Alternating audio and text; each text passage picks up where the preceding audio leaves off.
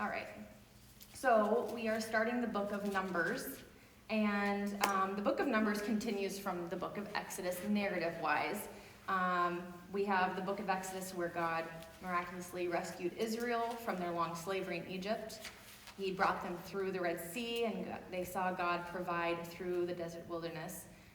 Israel came to Mount Sinai. That's where God gave them his law, and then they immediately broke that law with their idolatry of the golden calf, and then there's some disciplining that happens. There's steps that are being taken to restore this relationship and this covenant between Israel and God.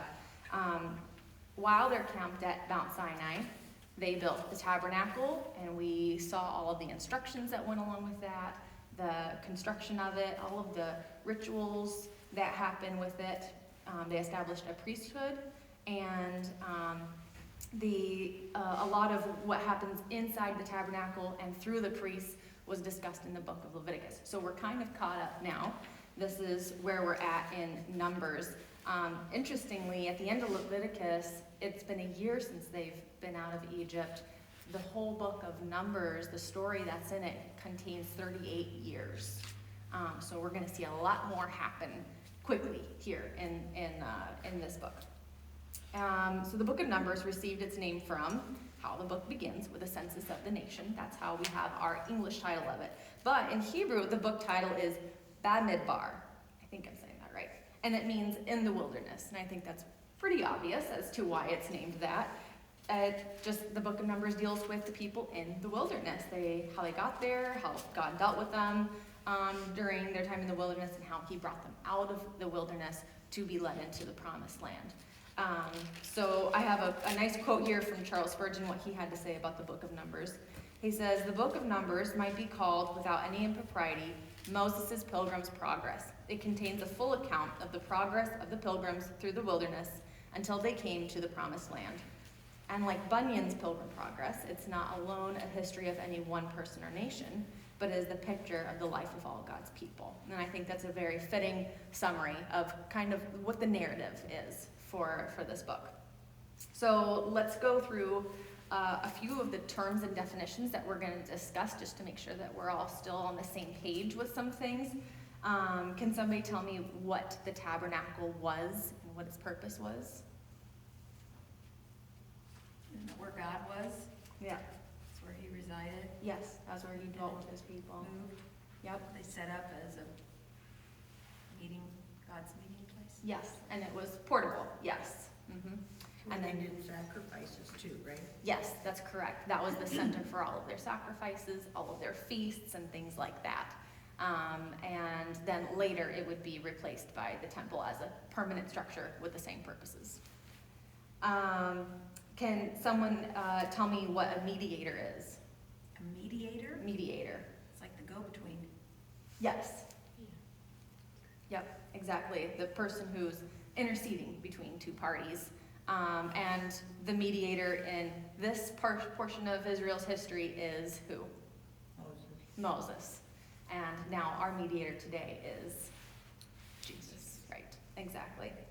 The other definitions that I wanted to just clarify was clean and unclean, because we're going to see some more of that here. Does anybody want to tackle clean and unclean? What that means? Well, God defines some of that, but one True. unclean thing is a dead body. Right, exactly.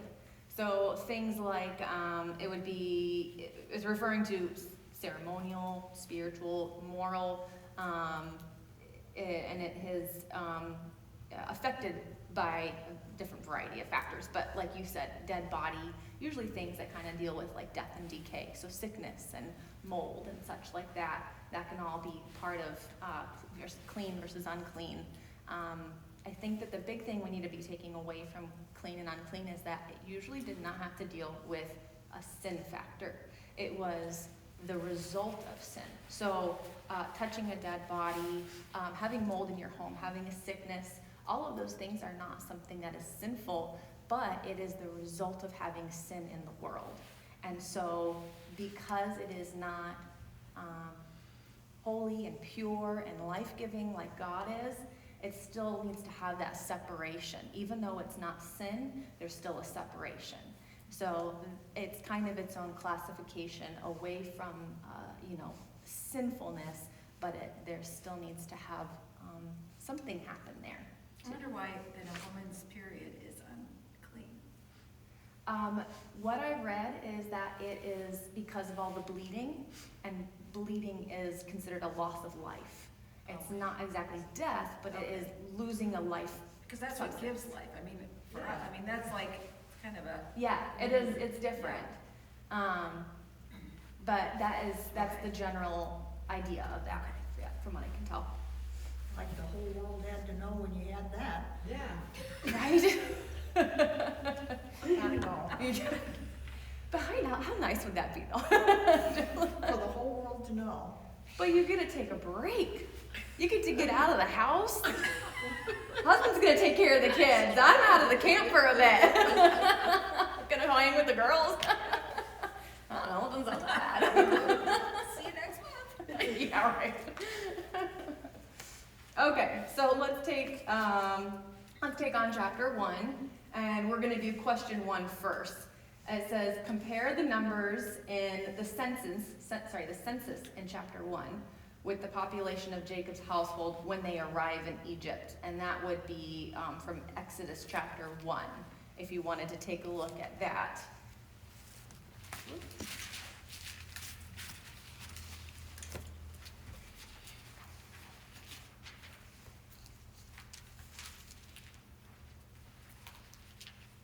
So in Numbers chapter 1, verse 44, these were the men counted by Moses and Aaron and the 12 leaders of Israel, all listed according to their ancestral descent. They were counted by families, all the men of Israel who were 20 years old or older and able to go to war, and the total number was 603,550. So that's the men who were 20 years old and older. It doesn't include any ages younger than that, doesn't include women, doesn't include children. So obviously the grand total number is going to be larger than that, but it's just counting the men for us in this census. Now let's compare that to Exodus chapter 1.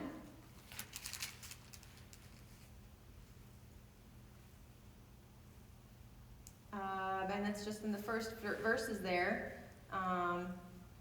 These are the sons of Jacob who went with their father to Egypt, each with his family: Reuben, Simeon, Levi, Judah, Issachar, Zebulun, Benjamin, Dan, Naphtali, Gad, and Asher. Joseph was already down in Egypt. In all, Jacob had 70 direct descendants.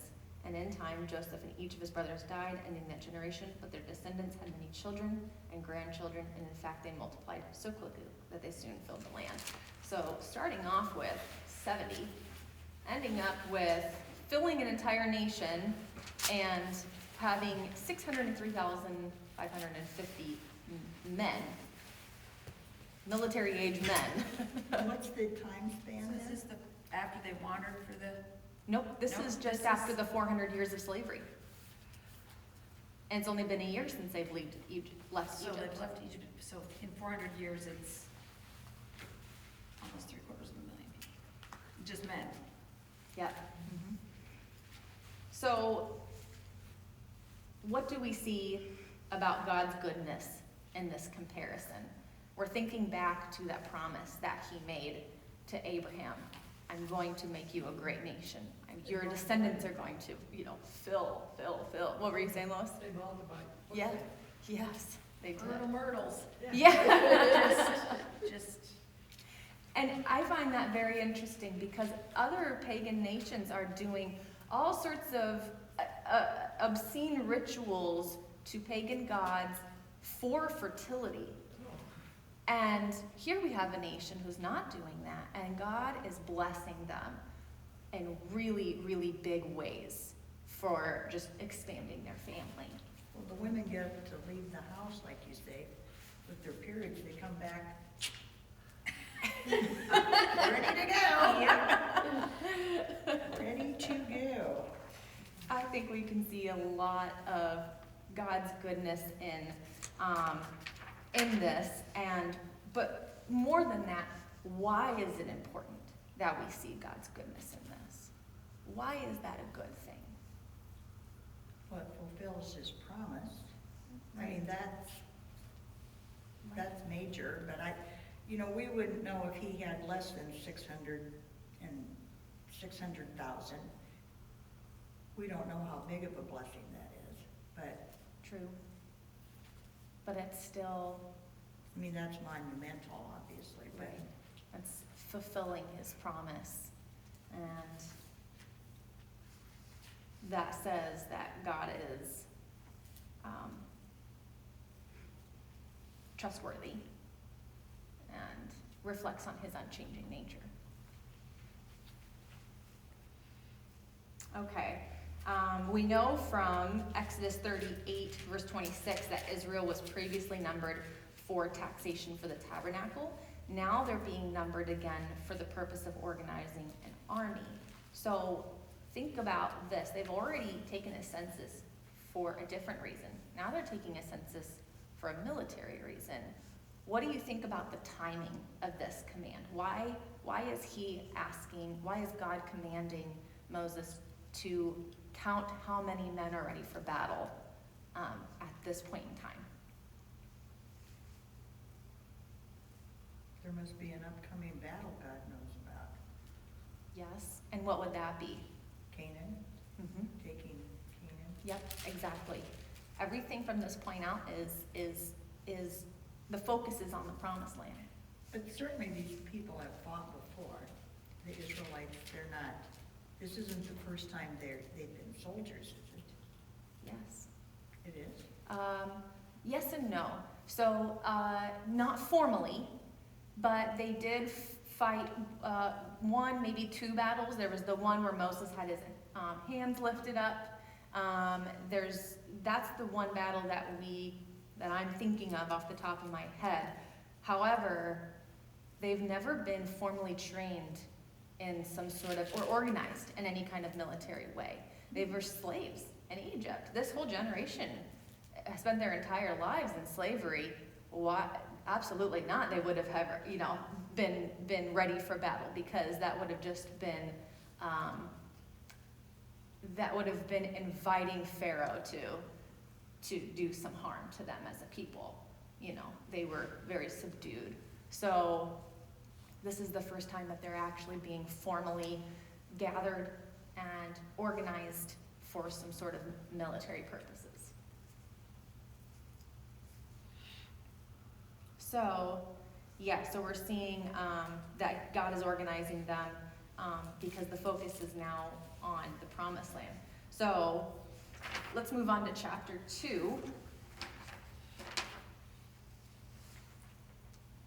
And we have the organization of Israel's camp. I think it's really interesting how much of the scriptures that we've read in the first, really Exodus and Leviticus so far, how much of that is about the tabernacle? There's a ton of material about the tabernacle. Half of Exodus, practically, and all of Leviticus. And now we have Numbers. Right off the bat, it's emphasizing the placement of the tabernacle in the camp. We have the tribes are all arranging themselves in a square to the east, south, west, and north in relation to the tabernacle. And I'll go over that in just a second. And since this tabernacle was symbolically the presence of God with them, this meant that all of the order in Israel began by being centered around God himself. And that's huge. So we've got the tabernacle in the center, and then we've got the Levites are the very first ring of people that go around the tabernacle. Moses and Aaron, and then these are the sons of Levi. We've got Merari, Gershon, and Kohath. Moses and Aaron are actually of the tribe of Kohath, but they are kind of their own separate group rather than just being part of the clan. And then, so they kind of formed this ring around the tabernacle. And if you see this, the Levites are all in between the tabernacle and the rest of the camps of Israel. We've got all the 12 sons there. And yeah, so I think that that's really, really interesting, the way that it's organized. I think it says a lot. It's interesting that God told them where to camp, Yes. not just go pitch a tent. Right, exactly, exactly. Okay, let's take a look at question 2. So, when kings in ancient times led their armies on a campaign, the king's tent was situated in the center of the encampment. So, what do we see from this then? God is the king of Israel. That's exactly what he is stating here with this arrangement. If he had done any other kind of arrangement, it would have had a different message. But the message to Israel through the arrangement like this is, I'm your king. That's exactly what that is. Okay, and then the next question, question 3, the census had been conducted according to the patriarch's birth order, starting with the tribe of Reuben, which is Israel's firstborn. However, the order of the tribe's encampment and eventually their marching places, because they'll break camp in a certain order and then march in order as well, has places Judah at the front. And in ancient times, the east towards the sunrise was the front in ancient geography. So you have Moses and Aaron at the front, and you also have the tribe of Judah at the front. However, Judah's not the firstborn. So why would the tribe of Judah be at the front of the camp here, per se, and realizing that he's also going to be the one that is going to break camp first and march out first? Does that have something to do with it? That's the line that Jesus comes from? I think so, yes, because Judah is the kingly line. And so this kingly line is leading the way into the promised land. Yep, I think that's exactly what it is. So we have a total of 603,550 available soldiers. Are arranged in order by tribe around the tabernacle. Like I said, they would break camp and march in that order as well. But this census excluded the tribe of Levi because they're consecrated to the tabernacle and to priestly duties. So they're separate from the military, if you will. But are they considered soldiers though? No. No, Mm-mm, okay. not at all. So they're not in that 603? Correct. Okay. Correct. All of the organizing instructions for breaking camp are given by God. So remember how we've talked about this, how Israel is to bear God's name, to reflect his character. If Israel is to reflect the character of God, then what we've learned in this chapter, what does that tell us about God? Or what would that have told the nations around them about God? Say that again? Yeah. Okay, sorry about that. What we've learned in chapter 2 about the organization of their camp, knowing that Israel is to reflect their God, to reflect the character of God, what would this say about God? What would this tell other nations about Yahweh in particular?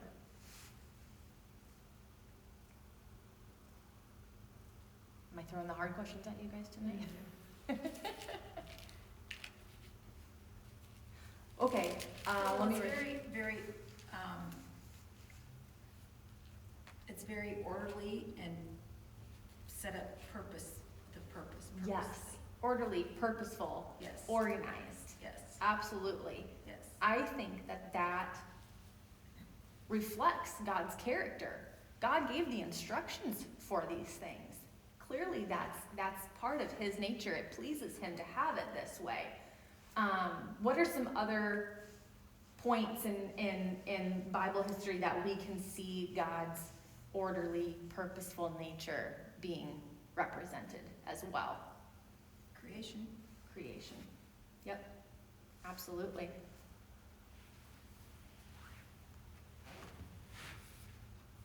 Any others? Well, again, agreeing with Tracy, he doesn't do anything random. Right.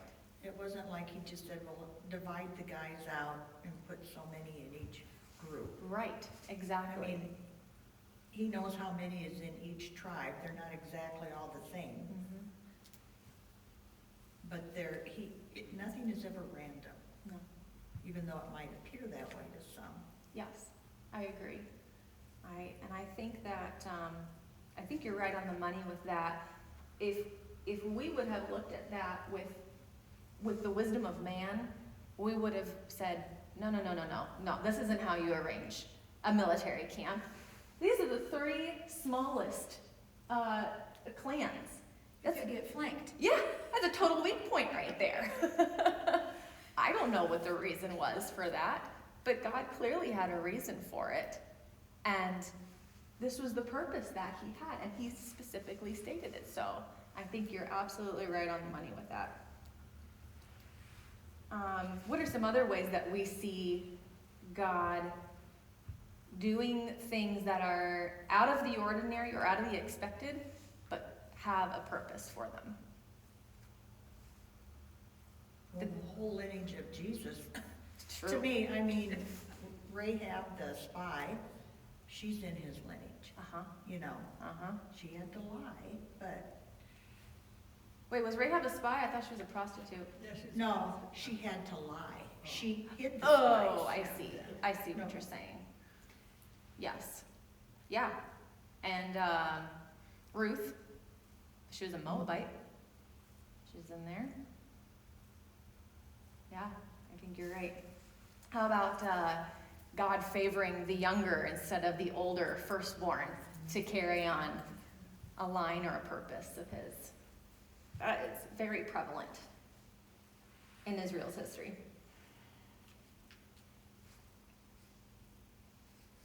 The other thing that I think that we can observe from this chapter is that everything is positioned in relation to the presence of God. And if you read through the instructions, it doesn't say camp them, to the east of the sun, or whatever, to some geographical position, location. None of that. It's all about which side of the tabernacle you're on. That's all that matters, is your position in relation to the tabernacle. God could have even described, put so-and-so next to, this other person, and he didn't do that. It was always in relation to the tabernacle. God is the focus there. He's the reference point. And you were saying they would put the kings in the middle of a camp, Mm-hmm. which I assume in earthly terms, that was to protect the king. I think so. Whereas God wouldn't need protecting at all.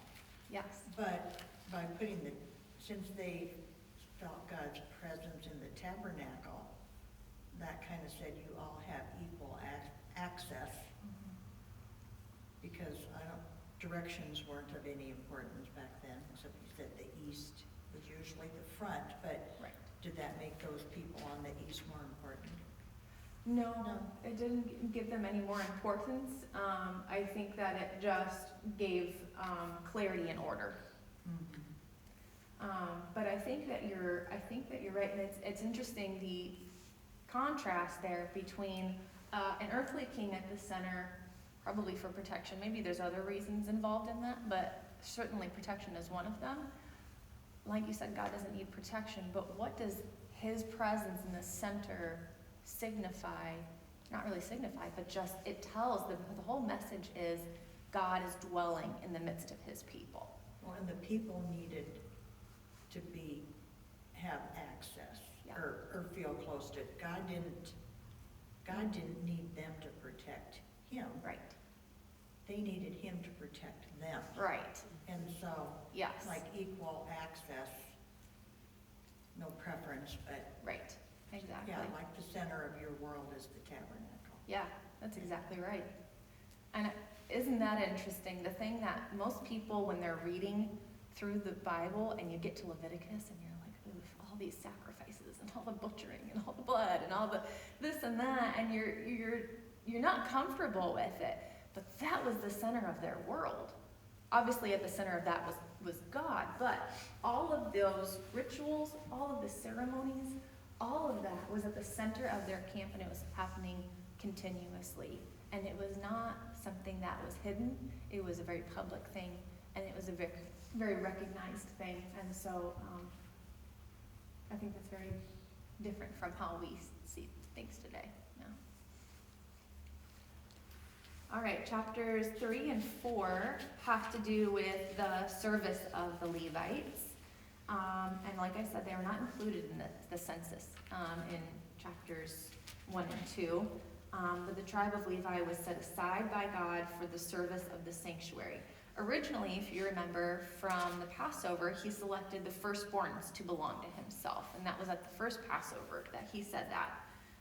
But now, later, he's selected the tribe of Levi in their place for divine service. So let's do a real quick recap question. Who could become a priest? Yep, a Levite, but then more specifically, who in the tribe of Levi could become a priest?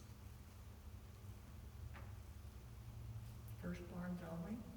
Nope, No. not firstborns only. It's only a direct descendant of Aaron.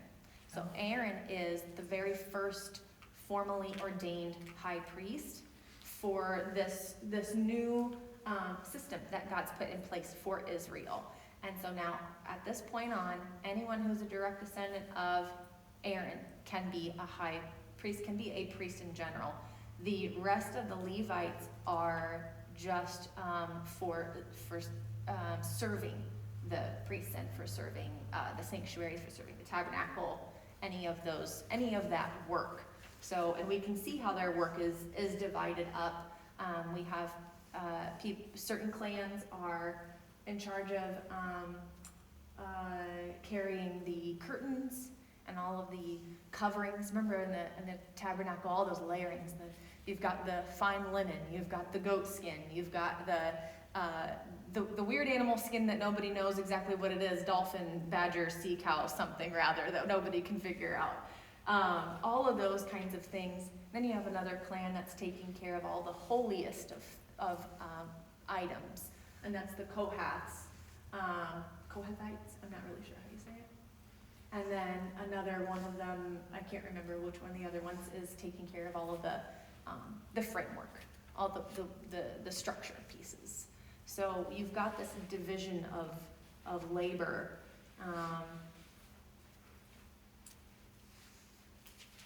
So the clans were part of some tribe. Correct. So They belong to one of those 12 tribes. the Merari, Gershon, and Kohath are all the Levite tribe. So the son of I Levi. thought the tribes were the 12 on the outside. That's correct. But if you remember, Ephraim and Manasseh are whose son? You tell us. I can't. Joseph. So Joseph is one of the 12. And he gets split into Ephraim and Manasseh. And so Levi is the other, he's the 12th. And his sons are Merari, Gershon, and Kohath. Does that make sense? So you still have your 12. Benjamin, let's see, 1, 2, 3, 4, 5, 6, 7, 8, 9, 10, 11, 12. Okay, I was counting Ephraim and Manasseh as part of those 12.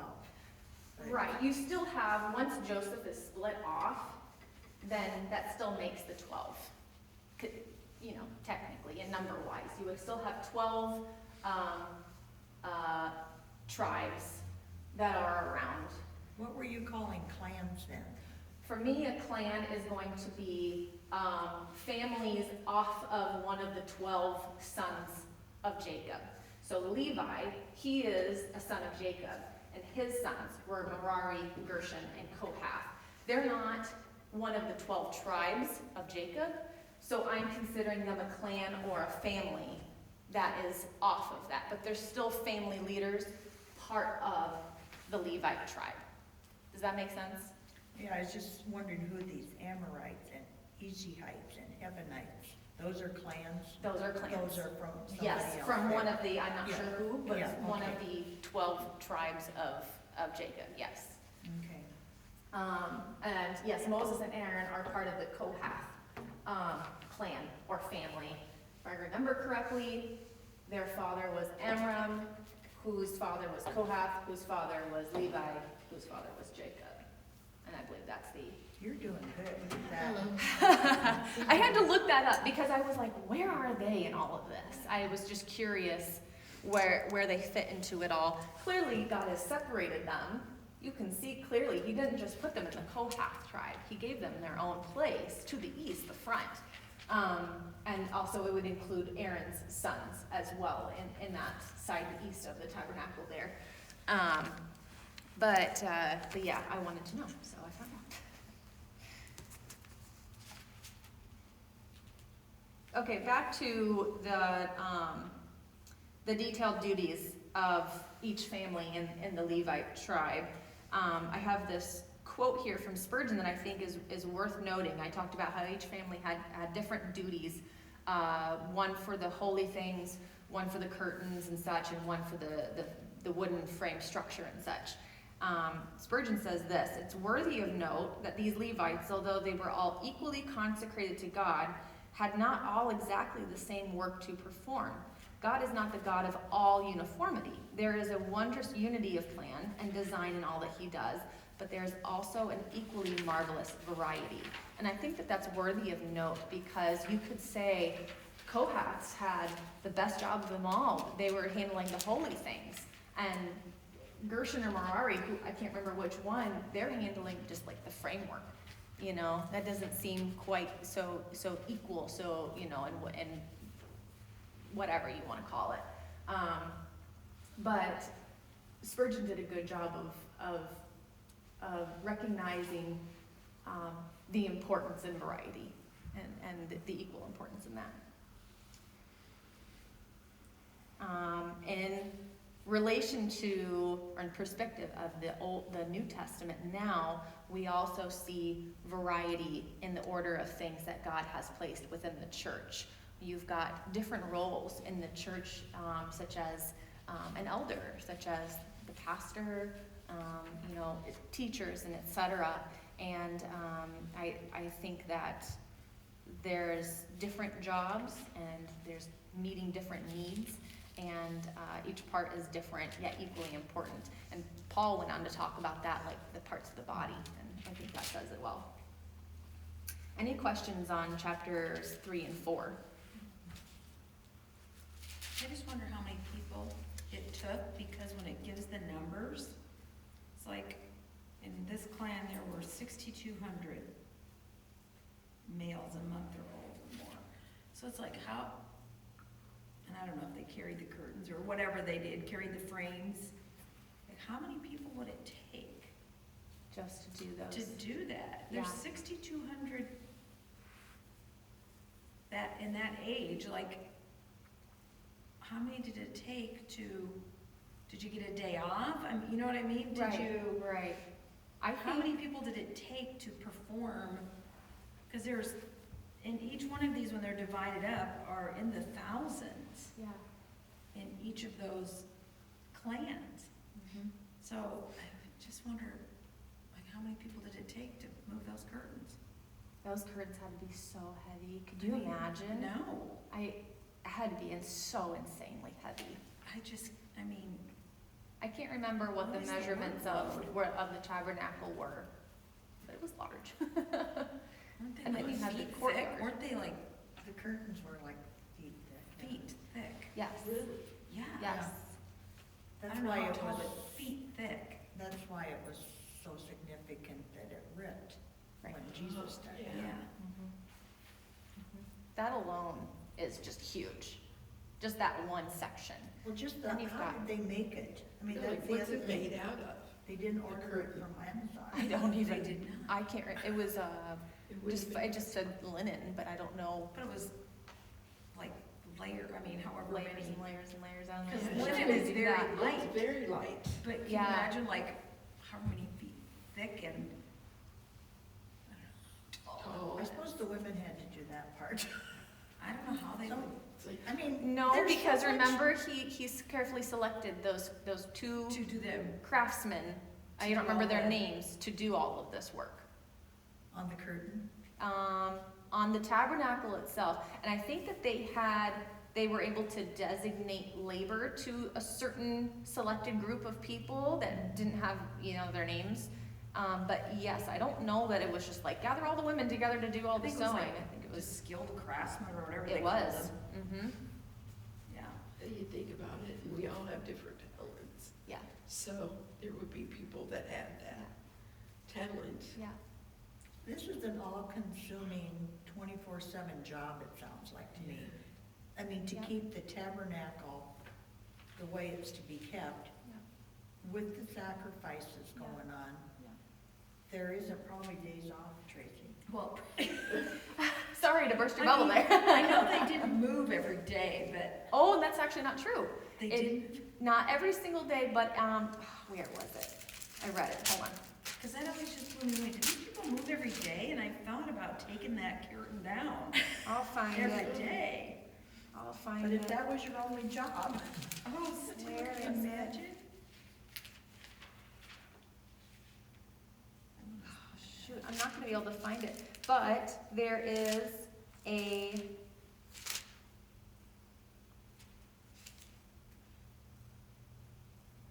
10 curtains, there's 10. Wanda. 10. Finely twisted linen, blue, purple, and scarlet yarn with okay, cherubim worked into them, and 28 cubits long. what's the How much is cubit? that? I don't know, we'll have to see it. okay, Oh. I found it.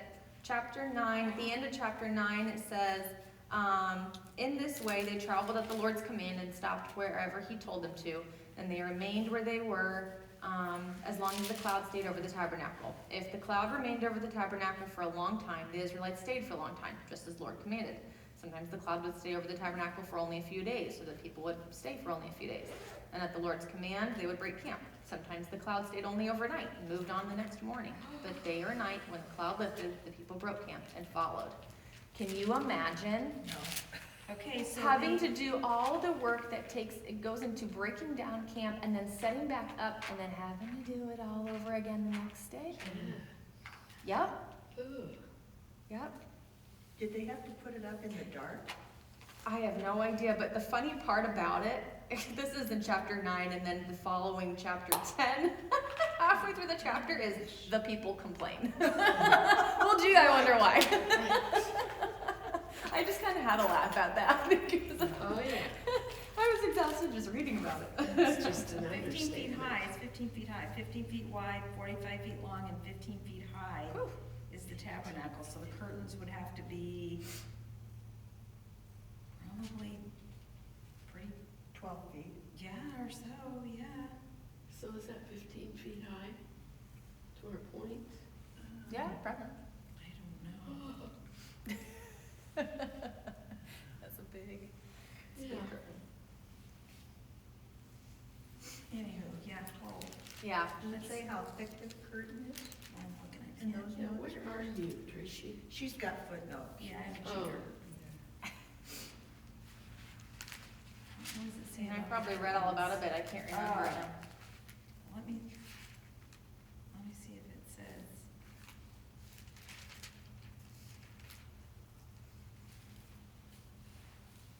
You have to join 5 of the curtains together.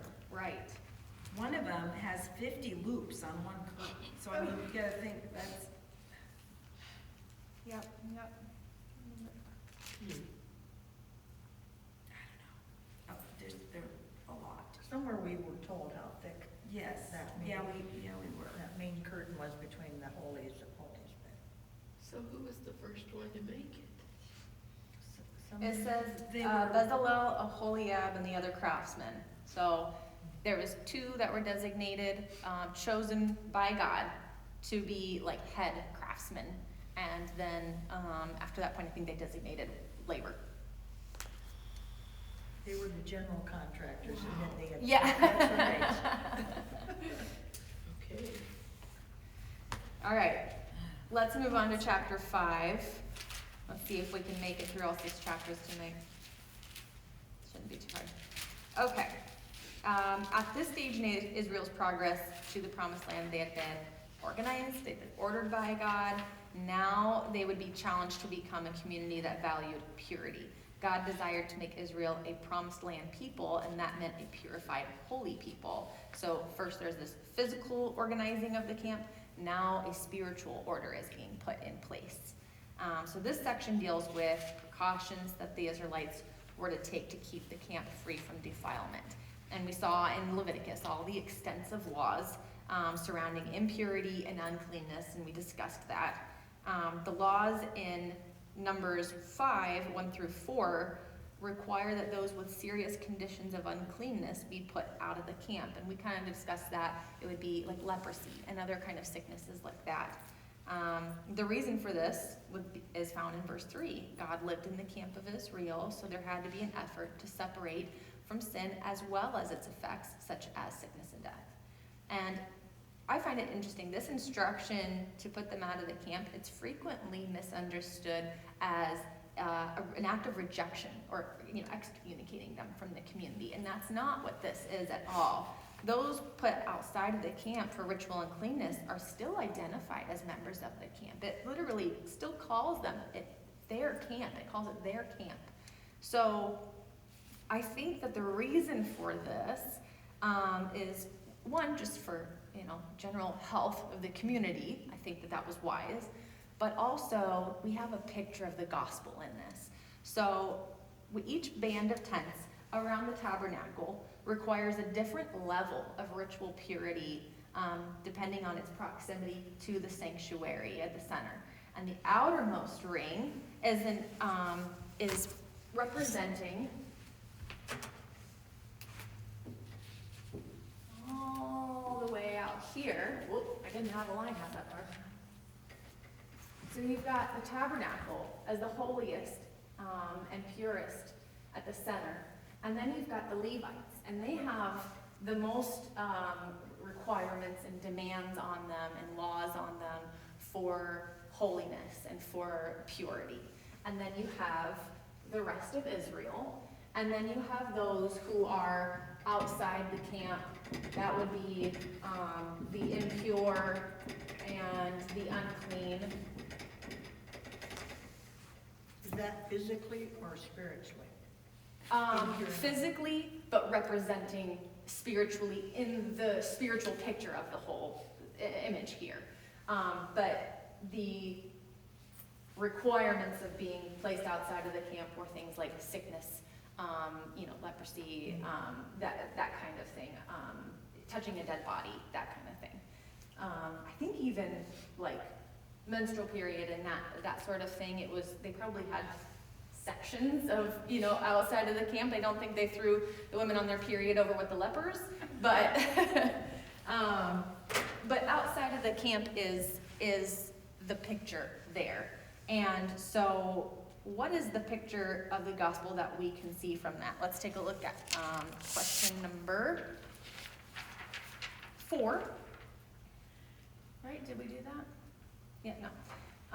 The tents of the priests and Levites form the innermost circle around the tabernacle. The general population arranges its tents around those of the priests and the Levites, and a third area is designated for those living under significant impurity.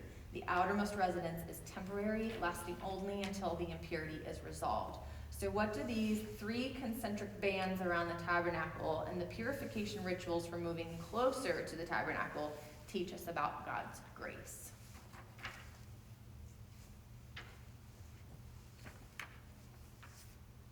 Well, you're not forever outside. Right. So, God's grace, we can always come back to Jesus. We can always come back to him. That's exactly So, right. just because you're outside for impurity or unclean doesn't mean you're forever banished. Yes, that's exactly right. And I think that there's something to be said about those outside of the camp are still considered part of the people of God. Even those who are severely impure can attach themselves to the congregation of Israel, and they have this expectation of and hope of being cleansed, of being made pure, and being brought closer to the tabernacle. Like you said, they're not just cut off. They're not rejected. So I have a question kind of along what Marilee said. So if you did do something that wasn't a physical, whatever, but it had to do something with maybe, I don't know, lying or cheating or whatever, did the sacrifice take care of that? Your sacrifices, so you weren't, that didn't get you, That did not put you outside of the camp. okay, The laws for, like your examples, lying or cheating, usually you had to make yourself right with God, and then you made yourself right with whoever it was that you harmed. There's a lot of restitution laws, and that usually was, regarding theft or harm to a person, that kind of thing. But there was always the inclusion of a sacrifice to God. So you made yourself right with God, you made yourself right with man. That's kind of how it goes with those things. Being sent outside of the camp, like I said, never really had to do with sin. It just had to do with the effects of sin in the world. They took care of that. Yes. I mean, it's almost like putting someone in the hospital. It's, like you say, it's kind of the hygiene part of it, of Yeah. not spreading disease and. Right, there's definitely hygiene at the center of it, but I think that we can't just pass it off as, oh, it was just a hygiene thing, and skip over the spiritual picture that's represented through this, because I think that God did it for a reason. He had a reason in the way that he organized and, put this all together. So, yeah, did that answer the questions okay? All right. And when they did get healed, even when Jesus healed those lepers, he said, go show yourself. Yes, To who? The high priest. that's exactly right. So there was probably a sacrifice or something after you were healed of your leprosy or uncleanness. Well, do you remember I went through the cleansing ritual of a leper once they've been declared, clean and healed by the high priest? Then remember there was that whole cleansing ritual that had the picture of the gospel in it. You've got the two birds, and one was killed, and then the other bird is attached to, what was it, a branch of hyssop, and there's a scarlet thread, and there was something else I can't remember, and it's dipped in the blood of the bird that was killed and sprinkled over the leper who's been cleaned. Yeah, there's that whole picture of God's redemption of the world in that one cleansing ritual for a leper. I think that's amazing, and yeah.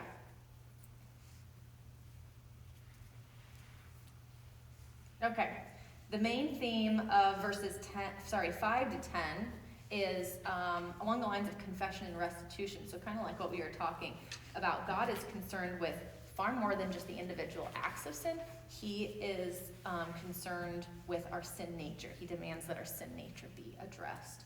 And we can also see the practical importance of this. Israel has been prepared as an army with orders to march towards the promised land, but their unity would be shattered if they spent their time in contention and caught up in disputes with each other.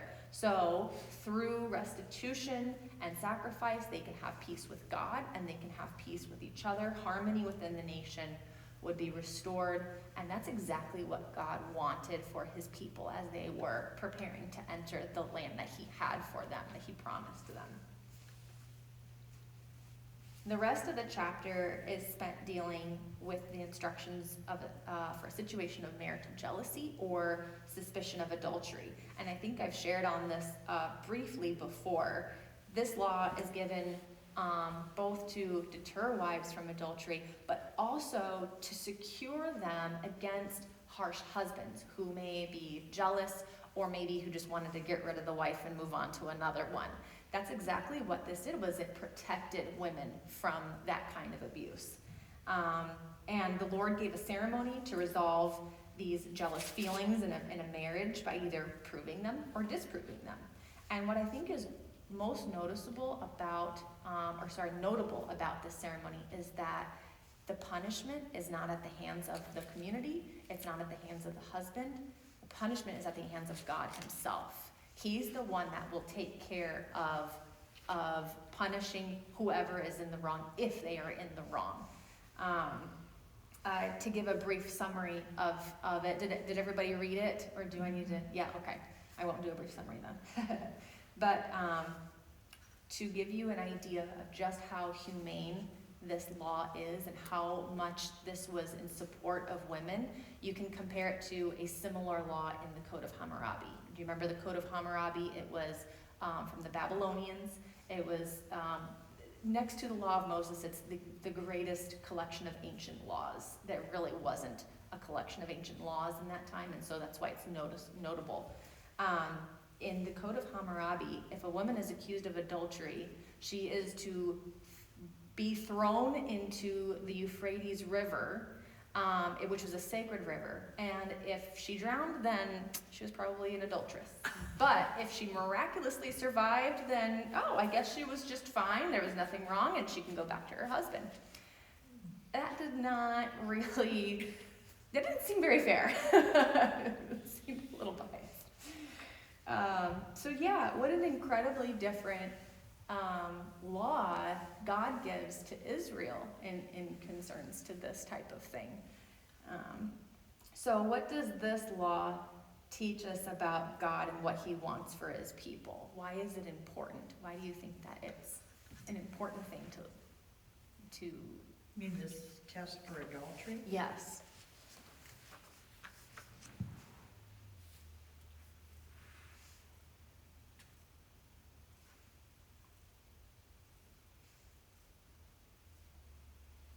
Well, if you had a pure test where you say God is the judge of that, that would kind of close the book on whether she was guilty or not. Right. And the jealous husband thing, I don't know how you make him unjealous. That part I thought, yeah, so he could be jealous even though she wasn't thought that she did adultery, evidently.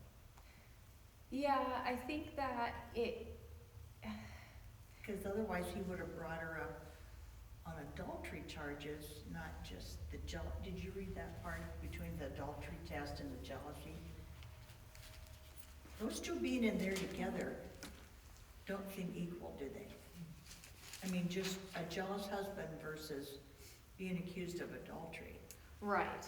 But in God's eyes, they must be very equal. I think the whole point of it is just to resolve whatever is going on that's breaking this marriage apart.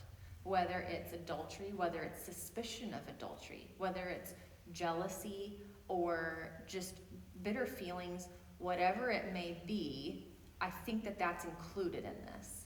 And so putting it in the hands of God, that is what is going to resolve and bring this marriage back together.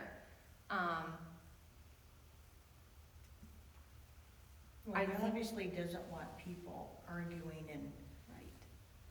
I mean, it was hard to divorce someone then. You I don't made even it know hard, if they even had their laws of divorce at this point. I'm trying to remember.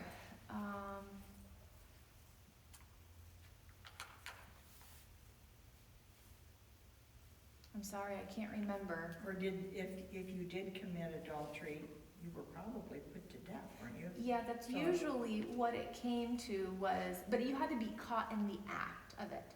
So this is dealing with, I suspect it's happening, I don't saw have you any coming proof. out of his tent, yeah. Right.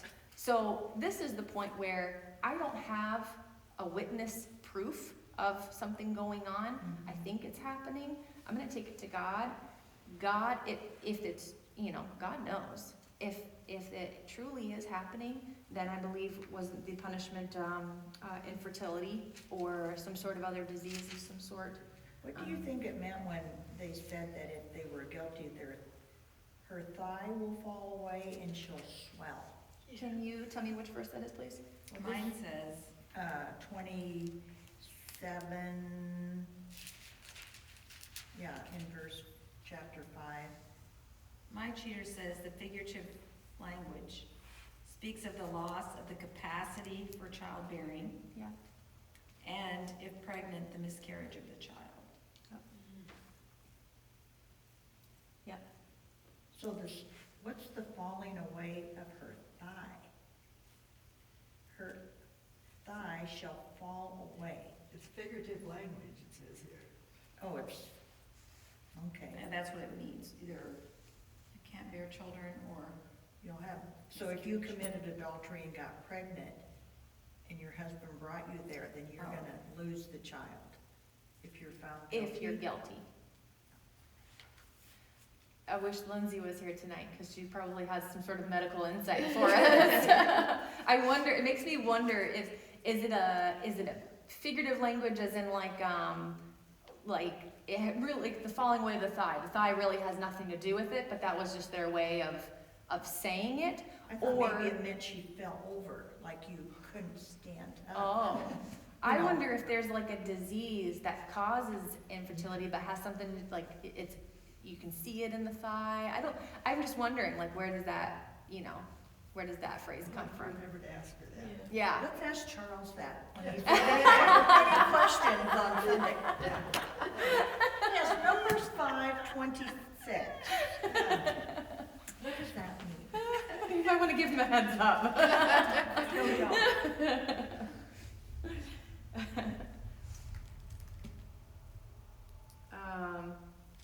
One of the commentaries that I read said, just because this is a situation for a woman that's accused, not a man, Yeah, does not mean that they did not have a ceremony for a man as well. I think it was just less likely because women were more likely to be abused in this manner. For a husband who's either jealous or ready to just, he wants to try to chuck this wife out so he can, move on to the next wife. I think that was just the dominant reason for this. well, they were kind of property, weren't they, women at that point? Yes and no. I think in ancient times, that's what that was considered, but God's law places them above the rest of society's norms for And women. of course, if she was pregnant and the husband thought it might not be his, Right. then, yeah, that makes that Yeah. important, but like you say, how would they know who the other party was?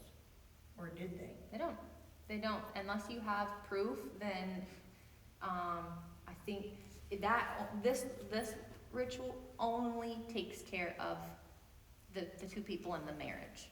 It doesn't take care of any other parties involved in any other way. Yep. Any other questions on that? Okay. Are you okay if we just do a real quick chapter 6? Sure. All right. Chapter 6 talks about the Nazirite law, or the Nazirite vow.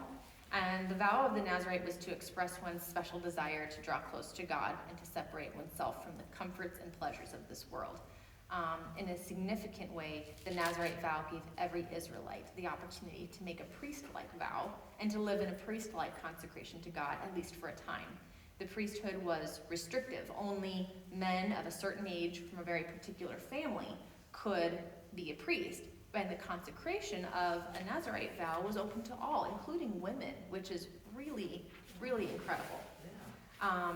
If you can think back, there are several remarkable Nazirites in scriptures. We've got Samson as the most notable. We have John the Baptist. I don't know if you realize that he was a Nazirite as well. And Paul actually took the Nazirite vow.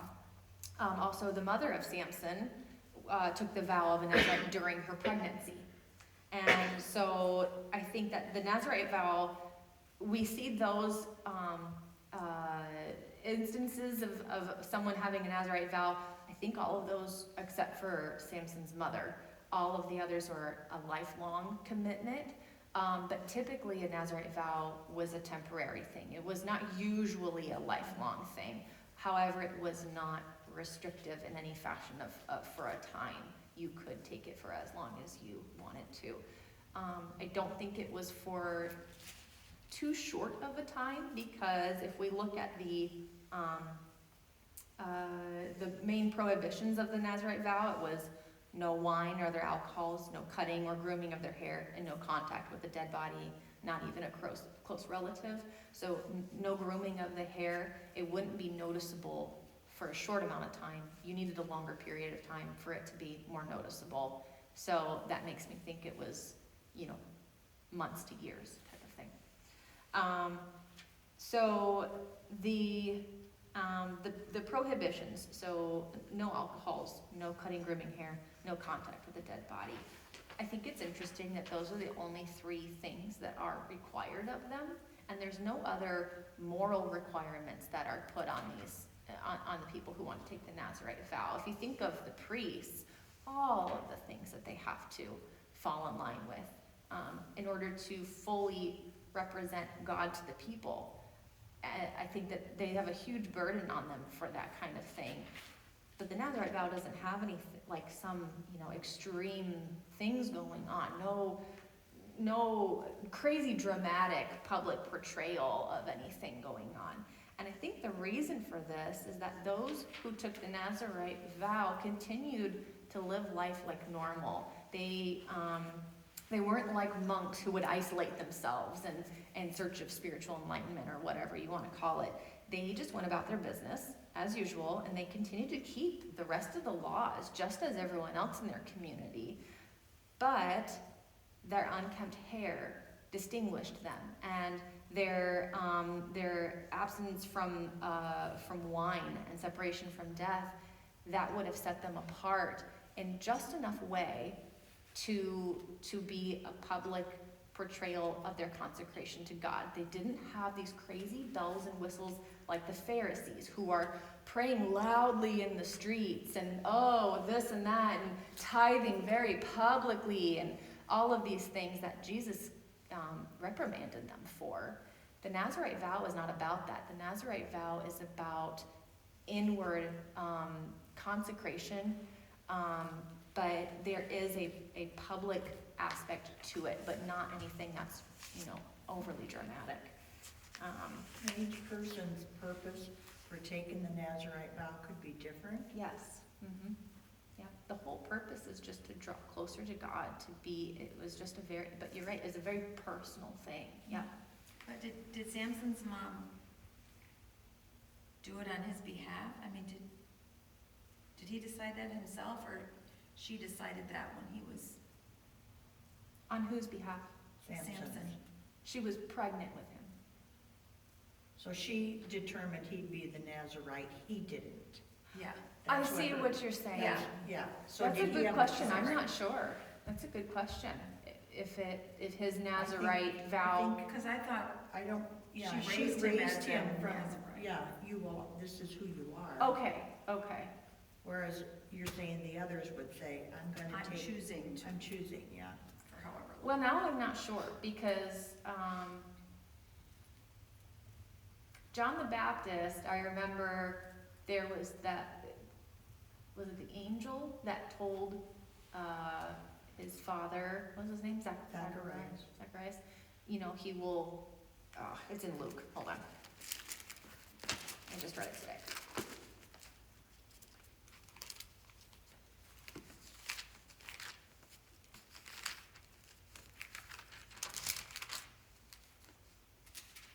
I didn't remember that John the Baptist had taken the Nazarite.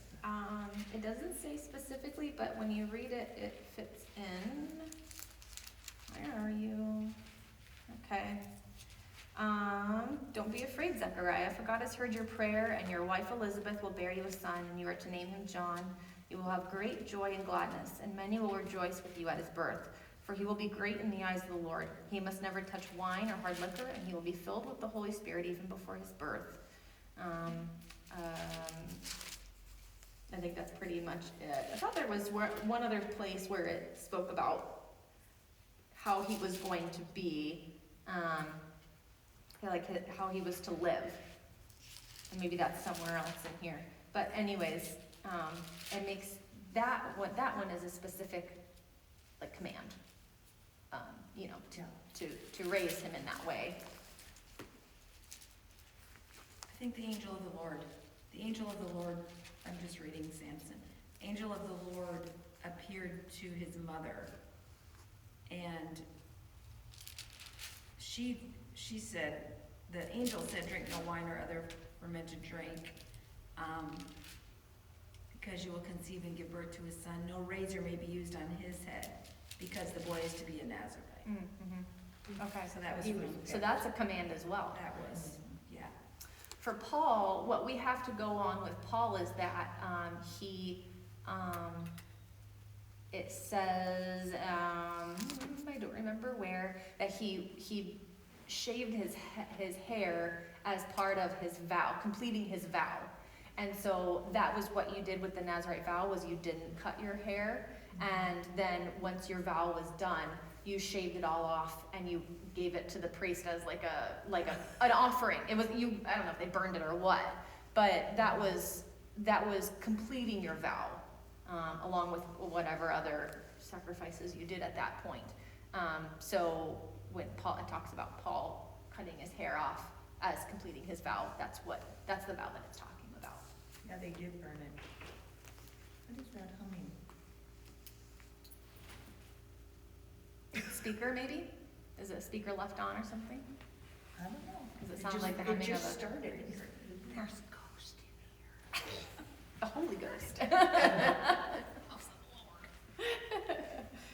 All right, and then we have the chapter ending with a blessing that I think we're all familiar with. Yeah.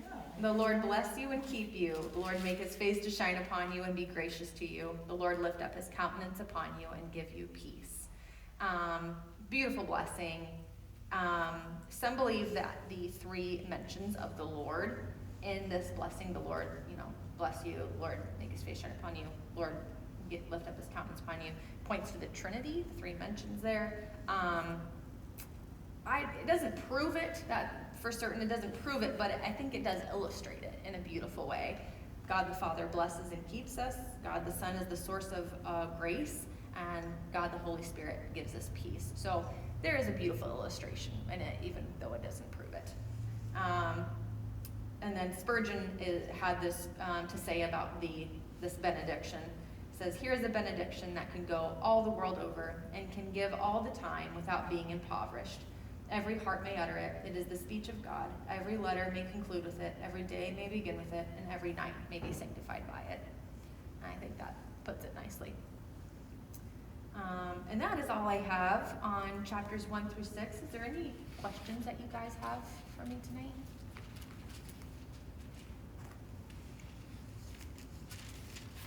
Okay, so then our next reading is going to be chapters 7 through 10. You have the questions that go along with it. And I'll email out the rest of them to the rest of the ladies. And that's all I have for tonight. Let's close in prayer.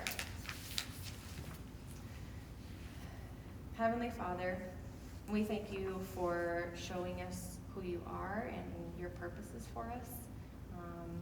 In your kindness, you spoke to your people and you gave them your instructions for a good life of order and peace.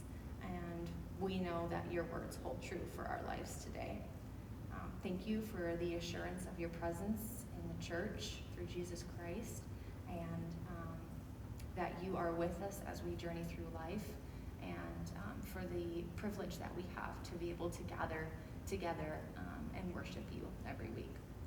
We ask for your presence as we go about the rest of our week, and that our hearts would be contemplating on the wondrous gift of your Son that you gave so many years ago through the baby that was born in the manger.